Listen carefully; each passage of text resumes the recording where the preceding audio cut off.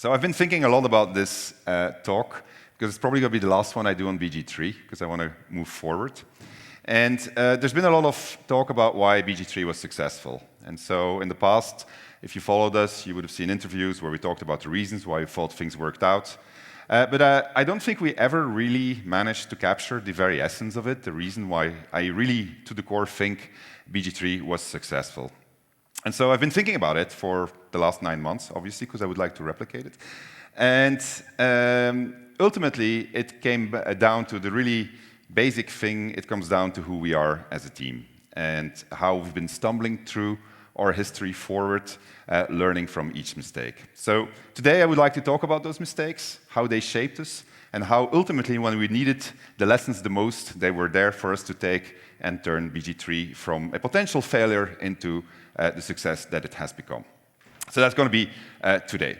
I'm going to take slides from past presentations. I mixed them through, so you might see things that are a little bit out of context, but I'll try to put context to them. So to understand how we came to be who we are, we got to go back to the beginning.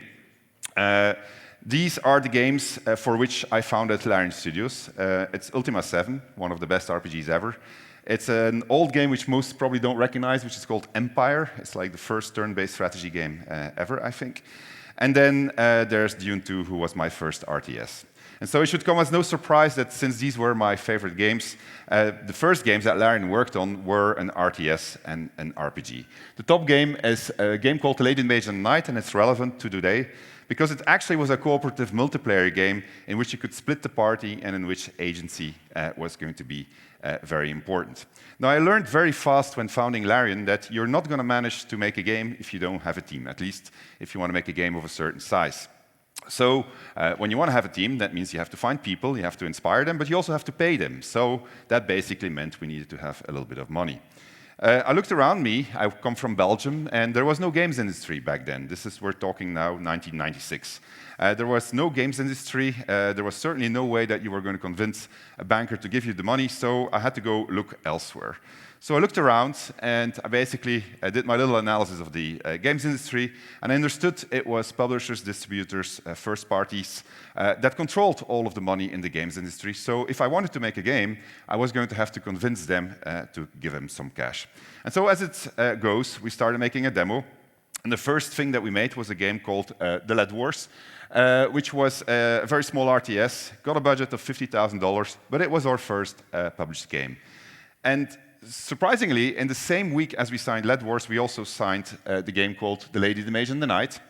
And that game was ultimately never going to be released. And the reason why it was never released is because the publisher at the time asked us to change the game in the middle of development. It was an 8-bit game. It had to become a 16-bit game. And also the universe in which it was set, which was something that we had invented ourselves, needed to change to a licensed universe. So obviously, that didn't work out as well as you would have, or worked as well as you would have expected. And we ended up with a team, but that couldn't be paid, and because a whole bunch of milestones were not paid, and the publisher went down. Came a hard time in which we did a bunch of work for hire, and ultimately we managed to turn The Lady, the Mage, and the Knight into a game called Divinity, which was then renamed by the publisher that we found into Divine Divinity, which is still very hard for me to pronounce. So Divinity 1, the first game, was 2 years late. It was supposed to be released in 2000. It ultimately became 2002. And it was a game that I thought was going to be our big breakthrough. But it kept on being delayed because we kept on adding stuff or polishing stuff, or just weren't happy with the way that things were going, and we thought we needed more time. And so at some point, an entire squadron from the publisher arrived in our offices, which really weren't very much of an office. And they told us, well, what do you still need to do? And so we made them a long list and said, well, if you do this, this, and this, and this, then this game is going to break through. Everybody's going to want to play it. It's going to be fantastic. They went back to their home base, and we got a letter of the lawyers that if we didn't finish the game within X amount of months, we were going to go to court. So that didn't work out very well. The game ultimately became successful. It had a Metacritic of 81, but we didn't earn anything because up to that time, we still haven't figured out how to read a contract. So we then one of the darkest periods in Larian's history because we had to let go pretty much everybody. We didn't have any money anymore. And we went back all the way to 3 people from, I think, 35. And so we had to start from scratch again. And so we figured out how publishing worked. We figured out that publishers actually got a lot of the money from distributors. And if we went to the distributors directly, because we had made a game that had sold, we could actually get money up front, which is called the minimum guarantee. And so with those minimum guarantees, we managed to assemble a really small team, and we made Beyond Divinity, which I think was our worst game ever, actually. But it was really the survival project, and it worked out. It got us a little bit of money. And at the same time, we did a bunch of work for hire, so we made children's games, educational games, and so forth. And that also gave us some money. And all of that money together allowed us to try again, to make the next Divinity, which was going to become Divinity 2. And that was Divinity 2 Ego Draconis. Now, that game, because now we had learned how to put games into a shop, we learned that you could get minimum guarantees, but it was important to be connected to the publishing of it, so we said we're going to go for a co-publishing deal.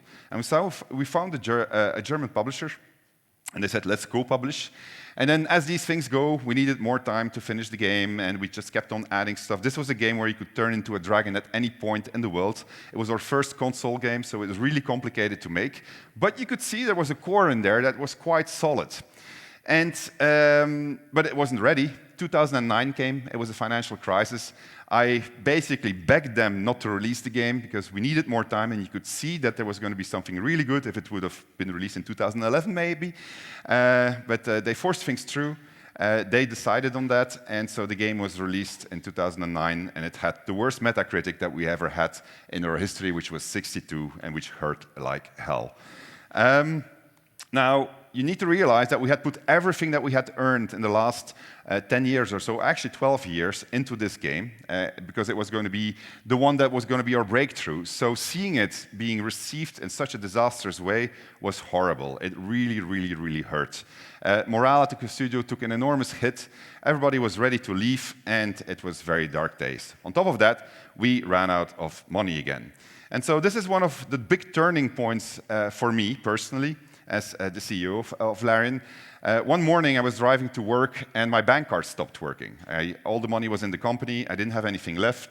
I was at the gasoline station and I couldn't pay for the gasoline and I had no more gasoline. So I had to call my wife and said, honey, can you come over please? I beg you, I'm in the middle of nowhere. It was 5 o'clock or something in the morning because we had to avoid traffic jams. And so it was a really painful moment, but it did give me some time to reflect on where we were and how the hell we had got there. And so I came to a couple of realizations. I first realized we weren't making the game that actually Larian had been founded for. We were starting to make games in function of what would pass a greenlight committee and what would convince a publisher to invest in it.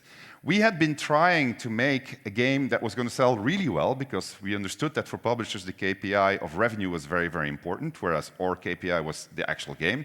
And we really were trying to give them that, but clearly they did not agree with our method, which was basically, as long as something is not okay, we're going to polish it.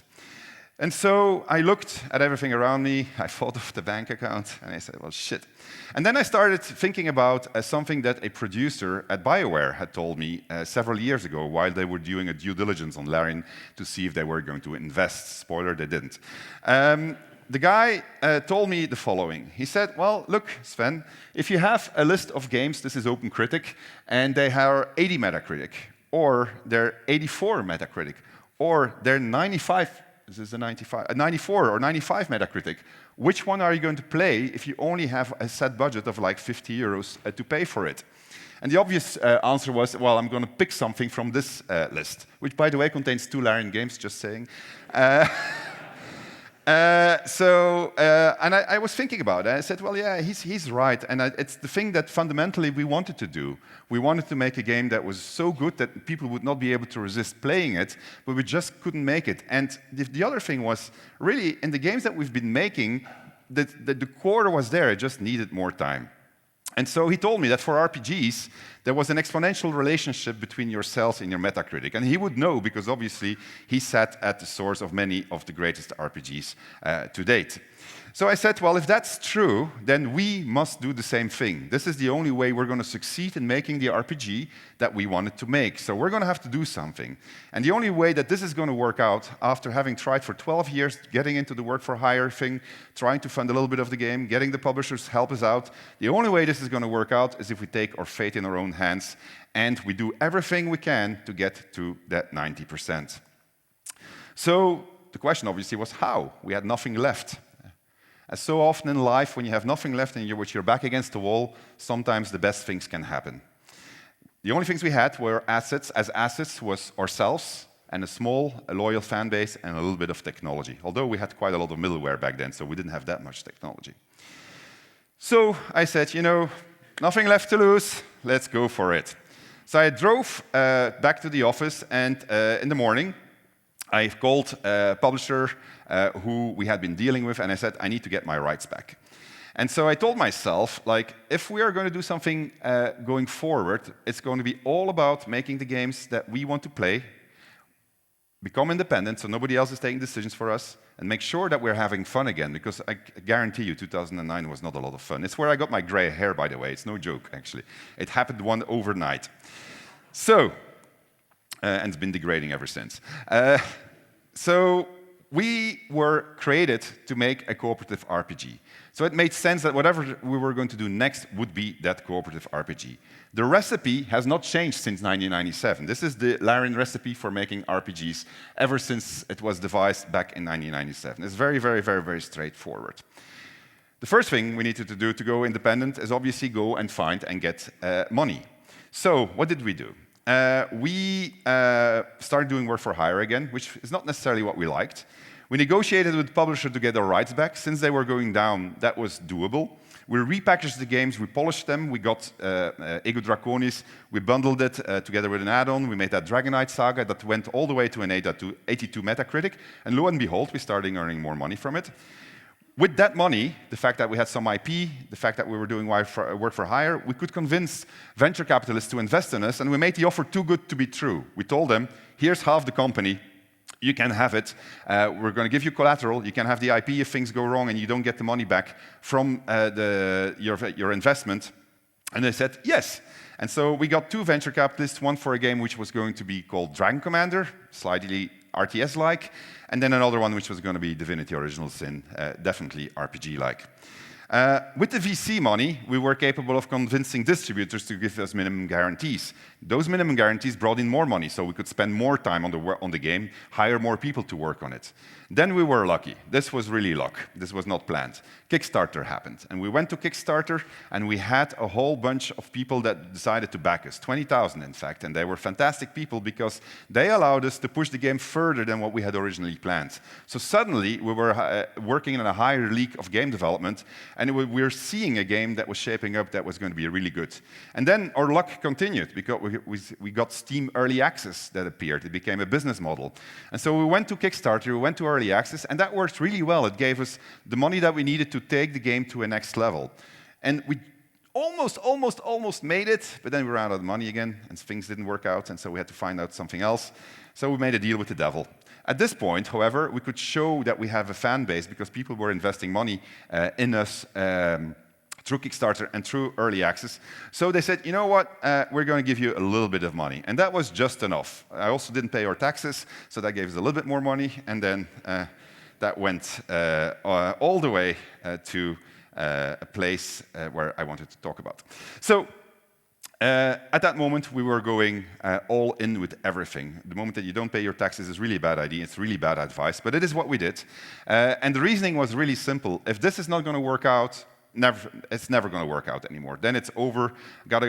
Well, I couldn't sell the company because it would be worthless, but I'm going to have to end doing this. And so I said I'm going to give it every single chance it has, so we're going to go all in. This is a slide from my presentation at GDC 2015.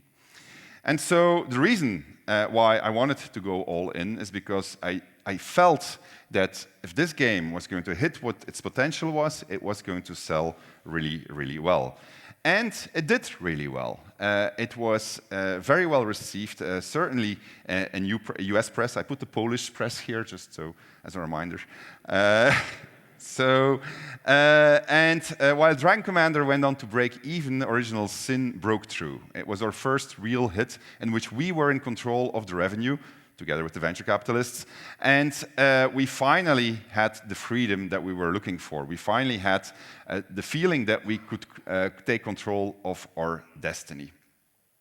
So I had my moment of introspection. I went back to my gasoline station, not really, but, and I thought things through. And I said, well, you know what? This worked. The one extra thing that you did, and that you did more than you expected when we were starting on this, was that you pushed the limits really, really, really hard on this. But it worked, so it's probably not a bad strategy to try to push the limits whenever you have an opportunity. And so I looked at how development had gone. You could see that the reason why we had to push the limits so hard was that we didn't have enough people, so we needed to have more people. So we started expanding, and so we opened studios across the world for 3 reasons, really. One of them was that I wanted to try out this development as the sun rises, where you basically can pass on work to another studio, so you don't have to stay up in the evening if something's going wrong and you have to deliver something to somebody the next morning, but this time you could ask somebody in another time zone to deal with it. The other one was cost. Development in Belgium had gotten very expensive. And then thirdly, we actually needed to recruit people that we couldn't find in Belgium. For instance, writers. We needed natively English-speaking writers. And those writers were going to become very important because the core pillar of Original Sin 2 was going to be all about story. We looked at what was not okay in Original Sin 1, and story was a very, very, very big one in that. So we said, you know what, we're going to do better story, better combat, better modding.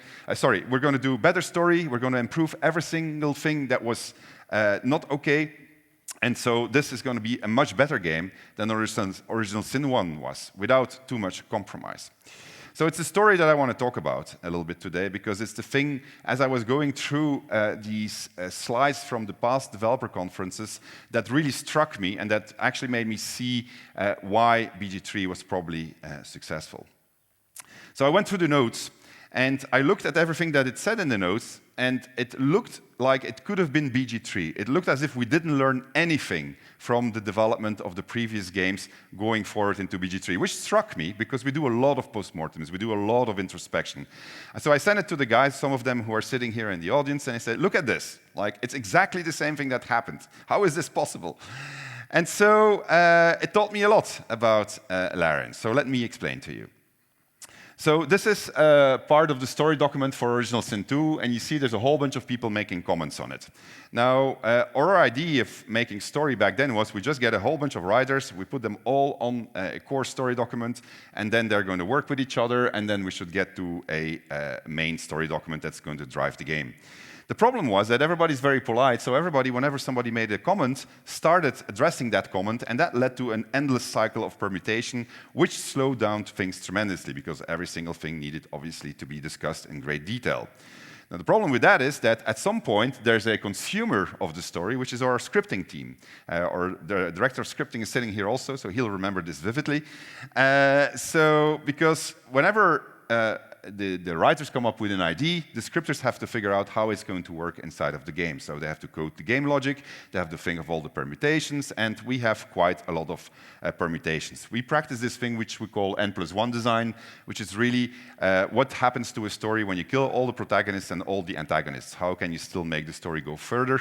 And it's an important thing in RPGs because you want to give players that agency and that freedom. And so whenever a change happened in the story, it affected all of the scripters. Now, this is what a dialogue looked like back in the days of the Divinity Original Sin 1. The blue ones are the questions, the orange ones are the answers. It turned out that we had hired writers from a variety of backgrounds, and while they were very fine writers, they hadn't necessarily mastered yet the art of game writing, because that's a very specific skill that takes quite some time to develop.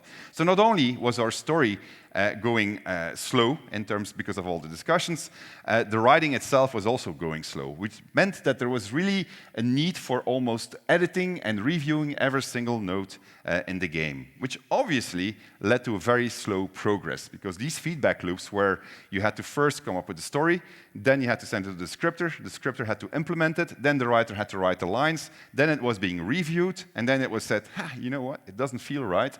Then it had to go back all the way to the writer or to the scripter who had to change it. It was a very slow loop to progress through.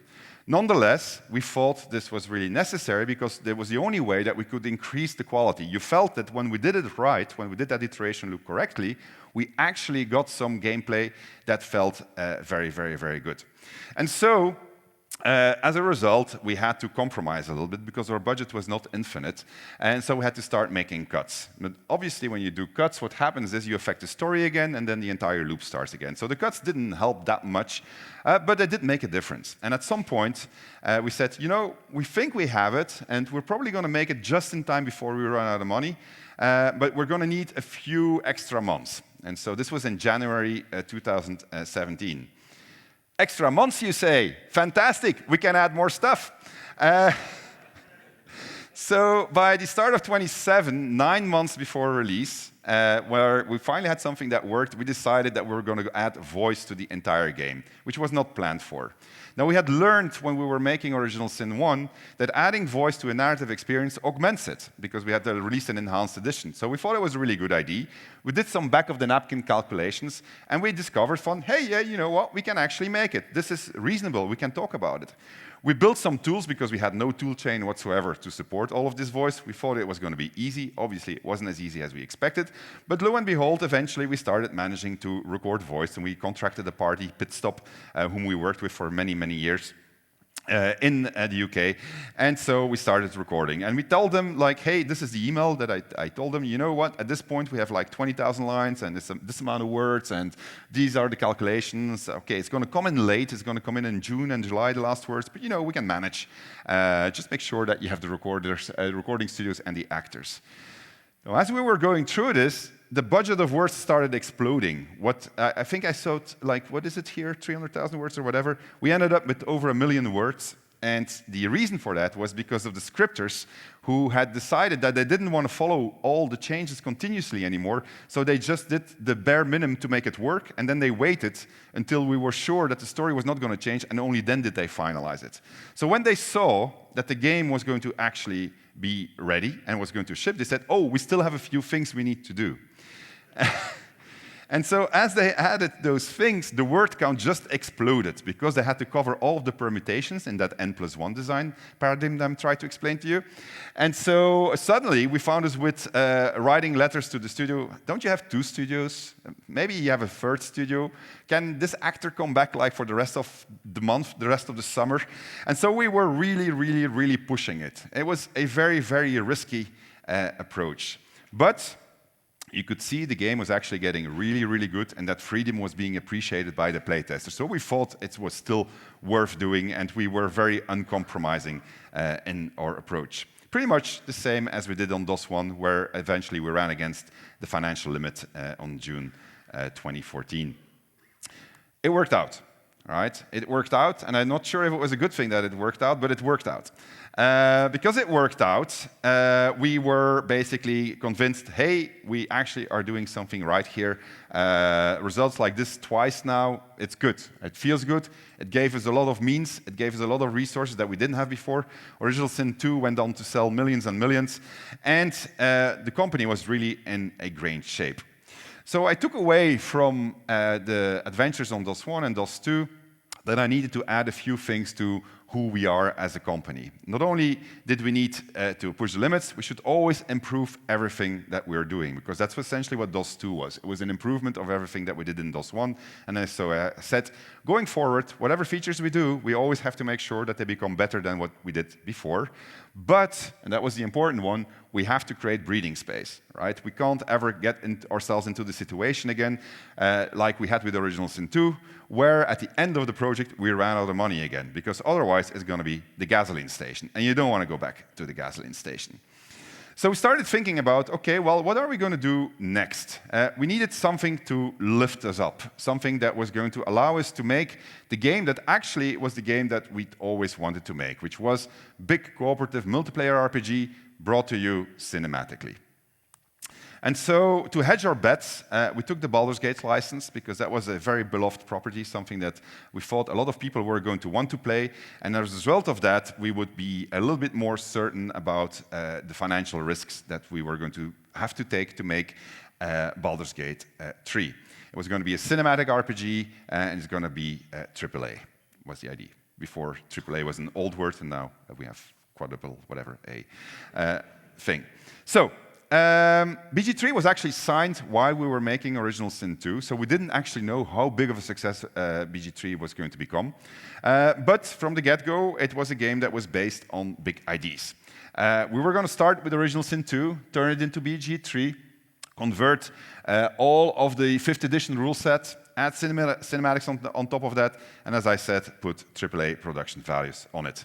And in doing so, we were going to transform Larian from a studio that was on the sidelines to a major player in the RPG space, which is what we wanted to do, because we want to make big, expansive RPGs with lots of agency that you can play with your friends. So we pretty much knew what we were getting into. We realized that the rule set was going to be complicated. We probably underestimated exactly how complicated it was going to be. At some point, we asked the guys at Wizards of the Coast, we said, like, hey, don't you have like an Excel file where you have all the balancing values and stuff like that in there? Turned out that every single thing was handcrafted, so there was no real system behind the entire player handbook. So we had to learn all of these things, and we had to come up with a way of putting that into the game, which was quite a lot of work because we ended up with 1,300 spells and actions, 350 passives, and a shitload of very, very special custom features just to be able to support the player handbook. But the ambition was always to put as much as we could from the player handbook into the game. We were lucky. We had a great licensor, actually. They left us alone. In the very beginning, they were a little bit more hands-on, but then when they saw that they could trust us, we actually didn't see them anymore. They just let us do our thing, which was, I think, a really good thing. I don't think BG3 would be the game that it became if somebody would have started interfering and demanding that we hit a milestone or so, because it wouldn't work with the way that we work. Because this was going to be AAA, we needed a lot of new tech. So new tech means that we wanted to, well, to be able to get to AAA values, we needed a lot of new tech, but we also needed to refactor a bunch of old tech. The word tech debt started popping up. It was the first time, I think, that the word tech debt popped up at Larian. And so the programmer said, oh, we need to fix this, we need to fix this, we can't do this, and so forth. And they had a huge list of things that they wanted to change. But at the same time, we needed a lot of new tech to be able to do our new features. We got a lot of money, so that means new toys. We installed motion capture studios everywhere. We started experimenting with photogrammetry. For a long while, we thought facial capture was going to be how we were going to do the faces for our cinematics, but then eventually we changed our pipeline. Speaking of cinematics, this is how we wanted to do cinematics originally. I'll just play this clip. You witness Vincke fire question after question in Alana's direction. He barks. And so we wanted to actually have a dungeon master tell what was happening and then have the actors play the voice in there. So that was a little bit too ambitious, because once we started doing those calculations, we said, okay, this is going to be way too big, so let's take it down a little bit. And it proved actually how inexperienced we were when it came to making cinematics, which was going to bite us back in the behind, as you will see in the section. But we felt really confident. We know we had made 2 RPGs, they were hit RPGs, what could go wrong? And so confident, in fact, that I did something that I'm never going to do again.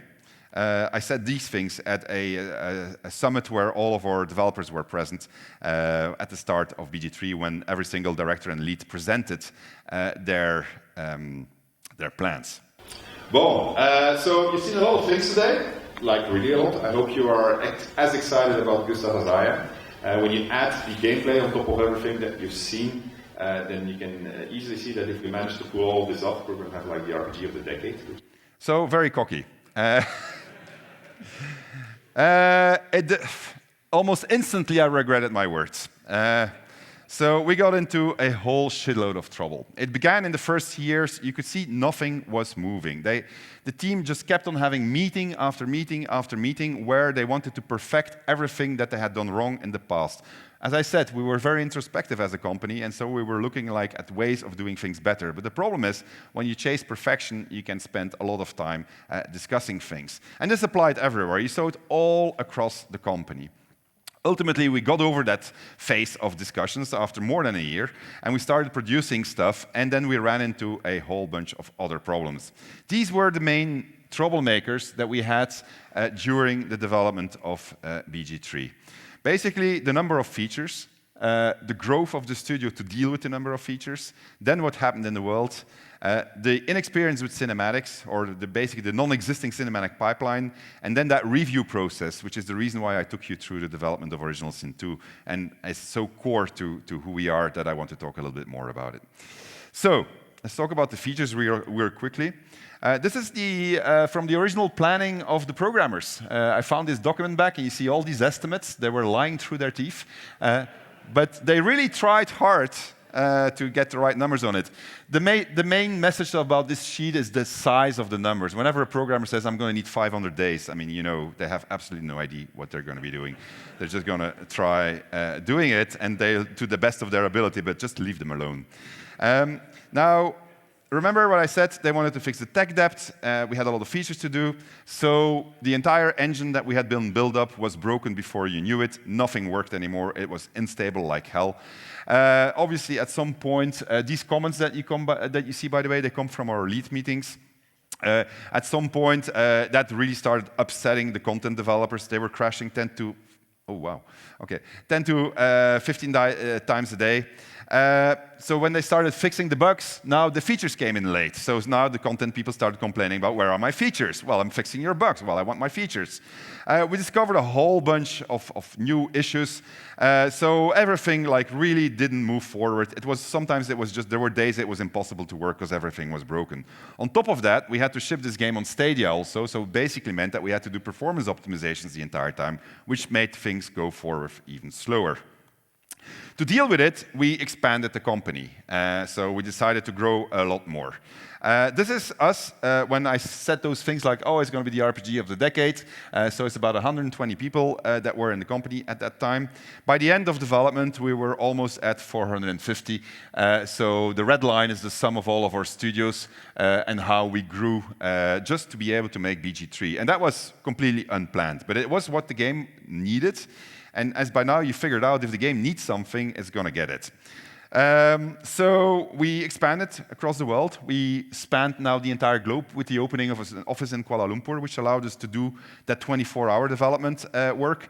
Now, as you grow like this, you get a lot of extra organizational problems that need to be sorted. You get a whole bunch of IT problems that you weren't ready for, even if every single management book tells you, like, oh, be careful when you grow. We had to learn them, like I think most people, the hard way. So that slowed things down. Then what happened in the world? We had the war in Ukraine. We had a studio that we had to close. We had the COVID, obviously, which we all had to deal with. So those things obviously didn't help in a company that was growing so fast, trying to deal with an enormous feature set that it needed to implement. And then the cinematic pipe. Now, everything that I'm going to show you now is going to be relevant, everything I told you about DOS 2 is going to be relevant on this particular section of the presentation. And I picked it because I think it was a really good example of our thinking. I'm not going to show you this because we're going to run out of time. It's the very first cinematic, actually, that was made in the original Sin 2 engine. Well, I'll show you one slide. But I could lick your arm and tell you how you spent the night before last. Shall I? You couldn't help but smile. This was by far the best offer you had all day. All right. So it was going to be pretty cool, I think, if we did the Dungeon Master approach. Now, you need to realize when we talk cinematics, every single of those orange notes, this is one dialogue, every single one of those orange notes is a cinematic. It needs performance capture, it needs voice recording, it needs lighting, it needs camera placement, maybe it needs VFX, SFX, and so forth. I stole this slide from a QA presentation. And Octave, our QA director, is here. He's giving a presentation, I think, tomorrow. And in that presentation, he basically likes to show where all the data lived that testing had to look at to be able to understand what went wrong in a cinematic and what they needed to test. So I showed it here just to give you an idea of how much there is actually to any single note that you saw in that presentation. And then, of course, at every single point, because it is data, things can go wrong. There's entropy, things are not going to work out, so they all need to be checked. All right. Now, we had a lot of dialogue, like really a lot of dialogue in this game. So you have to... so there you go. Yeah, Octave makes these things. Yeah. So if you look at that dialogue, and then I think I took that screenshot from, it's like 9,000, yeah. So there were like 9,500 times, something like that. Right? That's a lot of cinematics. All right? And then there's an idiot somewhere, that was me, who's changing the story. All right? So you can imagine what happened. At this point, development for us had really focused on basically coming up with something, giving it to the team, letting them do their thing, review it, pretend that you're a player, tell them what was not okay, and let them then do that again. Now, the problem with that is that if you start doing that across many, many, many things, it can lead to interesting results. So this is an image that I like. It's called the innovation funnel, because it basically illustrates well what our thinking process is. When we start on a situation, for instance, you see us do a whole bunch of ideas, and we try them out, and we talk about it. And eventually, we select a few of them, and they become then what would be called a situation. A situation is essentially a quest that you're going to play in the game, and out of that, there will become an implementation. Now, the interesting bit about these is that out of it, you might have something that you would rate when you review it 45% Metacritic. And then what are you going to do? Well, you're going to say, it's not good enough, we're going to do it again. All right? And so maybe you'll get your 76%. And then you have to do it a third time, and you get to your 91%. And you say, okay, well, you know what? I can live with that. Now, sometimes it takes much longer, right, to do that. And so the interesting question that you start getting in development is like, when do I say stop? When do I say either we're going to cancel this thing, we're going to rescope, or we're just going to keep on hitting it until we hit that 90% barrier. And by now, you really should understand we didn't want to accept anything that was beneath a particular benchmark. So now, as you're going through that process, and there's like literally thousands of these processes going on all at the same time, you have to put that into the scope of those 9,500 cinematics spread across the entire game, together with all these features that were being developed and that weren't working out as well as they could. So remember this. All these things, right? And remember this, the number of words that you had in there, and you can imagine that we got into this situation.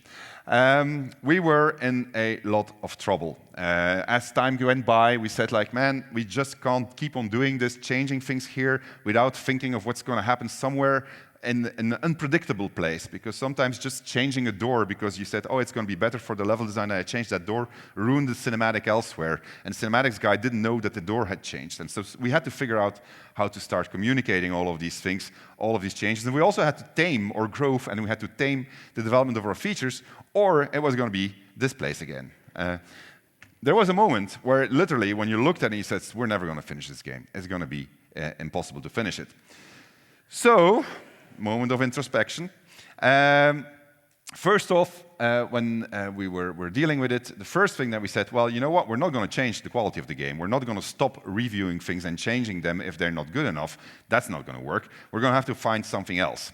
And the other thing that never crossed our minds is, oh, we are going to start running out of budget, and maybe we should be careful. We just said, no, the game needs these things, so we're going to be doing this. We need to create breathing space to get the game to the quality level that it's going to need, because otherwise it's just not going to work out. And if we just have to go into depth, because now we actually did have the ability to lend money, and we maybe just break even, that's sufficient, but we need to make this game the game that we wanted it to be, because otherwise we're not doing the thing that we promised that we were going to do.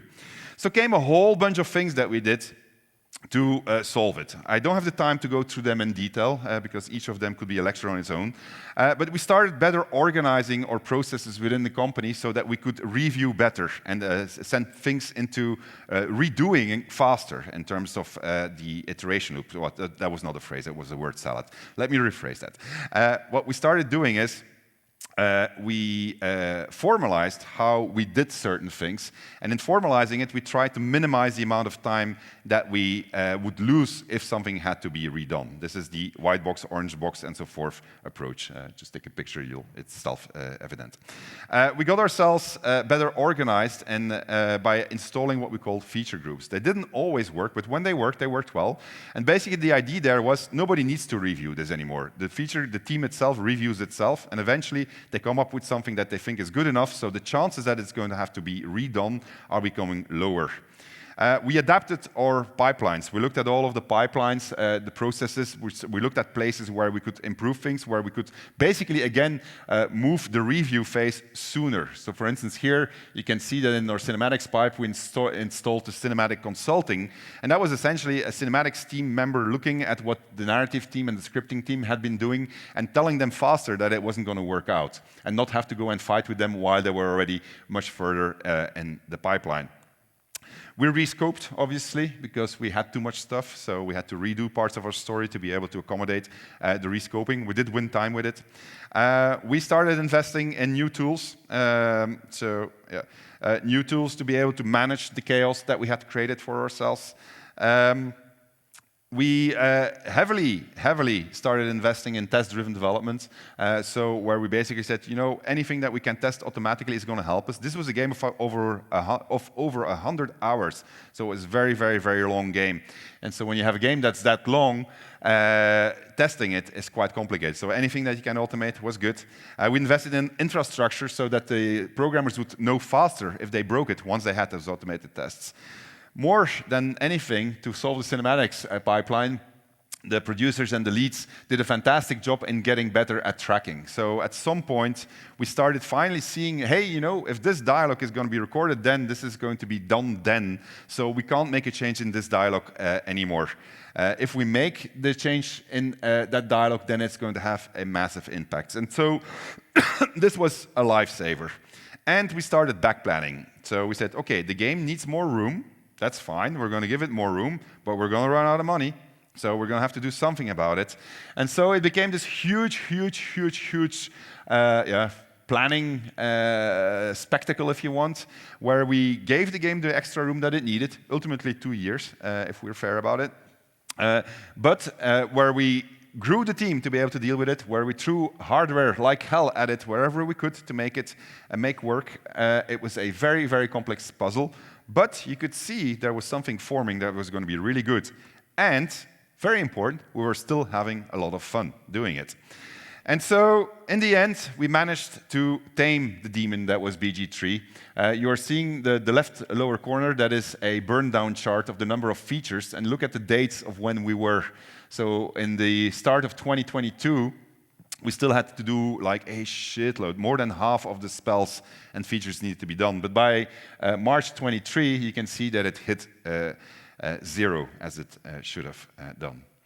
So it worked out. We had a slight problem that we still needed to deal with. It was this one. Starfield was releasing, and so that was quite complicated. Topic of another talk. I'll just rush through it because I took a little bit too much time. I'll happily talk about it. It was a really great fun time. But it worked out, right? So at the end of the day, BG3 shipped, became a massive success, scored really, really high. And so came the time to say like, wow, whew, this was really, really tight, guys. What did we learn from this?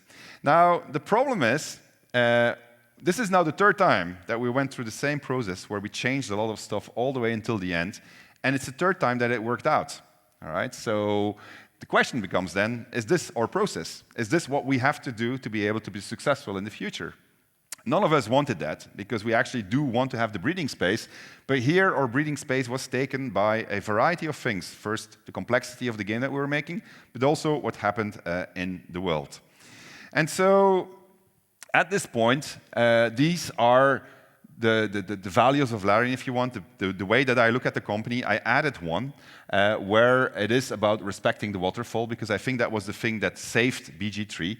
We, by doing better tracking, by being able to project how change affects somebody else in the team, if somebody changes something in one part of the world, if that has an impact on someone elsewhere in the development team, they should know about it so they can have the conversation. But I didn't want to change anything else, because I still thought that all of those other things were really, really core to the success of Baldur's Gate 3. The main thing for me was the pursuit of excellence at every single time, up to the point that we couldn't anymore, but always keeping our eye on the fuel meter so that we would never run really out of fuel. It was always just in time. It was always just with enough fuel left to do like that last meter. We never went over it, but at the same time, we managed to not compromise on the quality of the game that we were trying to make. And so I think that's actually not a bad mix. It's the mix that we're taking for our next games, which we are not talking about, but which are not Baldur's Gate 4. We did talk about that. And it's now coming to Poland, as you've seen, because our logo was everywhere. So we're setting up a shop in Warsaw because we need more people to help us make our next games. We have the ambition of making 2 games, which we've had actually since forever, and we've never succeeded, but this time we think we figured it out. So we'll see where we're going to land. And that's really my story. I have one last picture. It's a picture of my dog, and I'll explain to you why. So this is Excalibur. So our games, the studio is named after my dog Lar. Baldur's Gate 3 was named after my dog Gustav, who passed away earlier this year. And so this is the puppy, Excalibur. And so this is one of our new projects. So if you want to work on that, go visit our Larian booth, and you'll get to meet, or at least see, lots of pictures of Excalibur. This, by the way, was this morning. He was not very happy that I left to come over here. My wife sent this and said, well, clearly he was excited. Anyway, that's it. So if there are any questions, this will be the great time to do the questions. Thank you.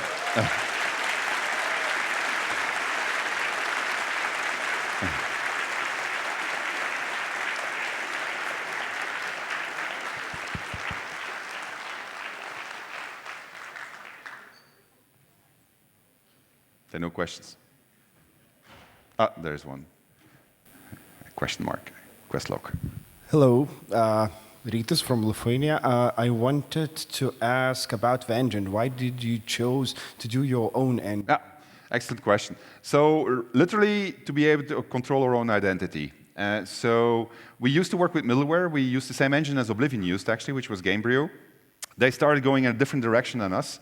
And so we were now dependent on them to be able to make our own games. And that caused, actually, on Ego Draconis, quite a lot of misery for us. So part of our problems were there. So when I was in my gasoline station, the thing was, we're not going to be dependent on others anymore. We need to take our own future, actually, in our own hands. So that was the main reason. And we're still doing that, which obviously means that we need a lot of people working on the engine, but also gives us something that's really tailored to the game that we make. Are you thinking about sharing the engine with other studios? No, because we are not made for support. Because then we would have to start supporting it, and trust me, I mean, like, we have so much work already. Larian exists to make games. We're there to games. We're not a company that is there for anything else. We are really not made for doing services. We would be very bad at it. Thank you. Thank you. Yeah.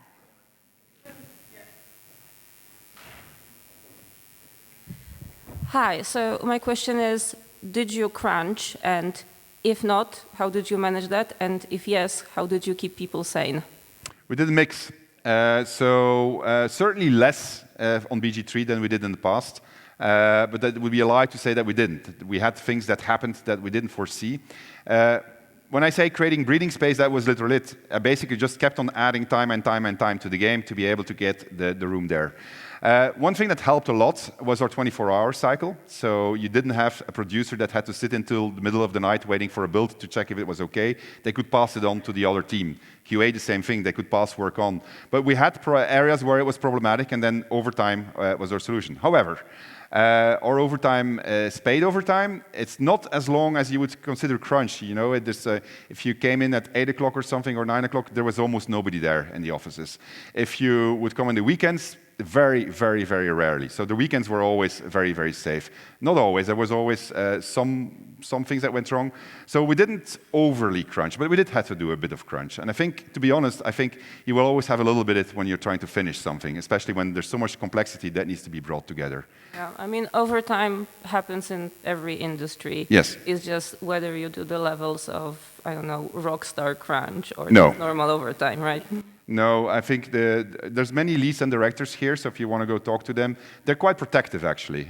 We did do it in the past, so it's one of the things that we've been detoxifying ourselves, and the solutions have been really to grow to spread ourselves out across multiple territories. We're not innocent because it's been very hard, but we try to be innocent. Okay, thank you. Keep that up. Thank you. Thank you for an amazing lecture. One quick question. You have mentioned that during your company development, you were working on many very successful titles, but also you were doing in the background some commission work, right?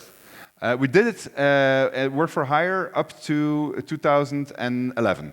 Okay, and then you stopped and you don't do any commission Yeah. work anymore. So the moment that I found enough money to do 2 games, that's when we stopped doing it. And then Original Sin 1 happened. That was so successful that we didn't have to do it anymore. But we did need that work for hire to get the escape velocity to jump out of the trap where we were in. Okay, so if you right now are doing, how you teach your juniors, basically, if you have a junior programmer who is not enough experience to work on new Baldur's Gate or great new Tadpole you work on, what do you do with him? Well, there's always, I mean, these are very large games, right? There's always going to be tasks that you can put junior programmers on. I mean, there's so much work. These code bases are so large. You will always find something. They're going to be mentored by an intermediate or a junior or a senior. And so over time, they get given more and more responsibility within the engine. But anything that gets coded gets reviewed by the other coders. So that's how that basically works. If you want more, our technical director is sitting here, just there behind you, his hand in the air, so you can ask him how he deals with the juniors. Okay, thank you. It is exactly what I hope to hear. Okay, all right, good. I'm happy that it matches expectations. Hey, thank you for a great lecture. It was refreshing to see the respect to waterfall, and I wanted to check how do you see companies and approach towards Scrum, Kanban, Agile, and mixing both together? So if there's one thing that we're discussing continuously is how to do stuff. It changes all the time. So now we're doing really a lot of pushing inside of the company, trying to be able to say, you change something, who do you affect? Tell them so that they know. All right? It's not that we want to stop change. We just want people to know so that you can have an informed discussion. But the problem is this is such a complicated thing. There's so much stuff, and in games you keep on reinventing what you're doing, right? So you can never be 100% prepared for what's going on. I would be lying if I would tell you that I have the solutions. I can just tell you that it's now part of what the company is about, so we're going to put effort in trying to get there. Because we learned that if we don't, we create quite a mess for ourselves. So it's in our interest to be able to make better games that we solve it. So we're doing a lot of automation. Lots of automation in trying to help us. We do a mix of agile with whatever you want, anything that works, to be honest. And that, I learned over time, is very asymmetric. It's very hard to have the same process over the entire team. You typically have to adapt it to the people, even the types of people that are inside of the team, and find something that works for them, which makes it hard because it's much easier to say, this is the way. But it doesn't work that way. Great, thank you. All right, you're welcome. All right, I guess that's it. All right, well, thank you. But we cannot. Oh, we have. But it's not it. To ask one more. So All right. that's the last one. Okay. So a bit private, like more private one. Have you ever played Dungeons and Dragons yourself before getting into Baldur's Gate 3? I have, but actually, the game that I played was. The Dark Eye, Das Schwarze Auge, the German version of D&D, the European version. So that's why I got in contact with that. But I'm not a big D&D player myself. I always say the closest that I get to playing a lot of D&D is in the car with my kids when they were small. And I basically told them a little story. And then I said, well, you roll a 20, what happens? And then off we go. But I am not the big D&D player. However, I was heavily inspired by it when I was growing up. Mostly actually because I was seeing it in other video games, and also because I read a lot of fantasy books. So those were my main tenets to go into D&D. And then obviously I played Baldur's Gate 1 and 2, and so that got it rolling into it. But if you're going to ask me what action points are, well, I'll be able to answer that. But if you're going to ask me like really rule book specific things, I won't be able to answer. I mix them up all the time. It's really cool. Fine, thank you very much. You're welcome. Okay. All right, thank you. Thank you.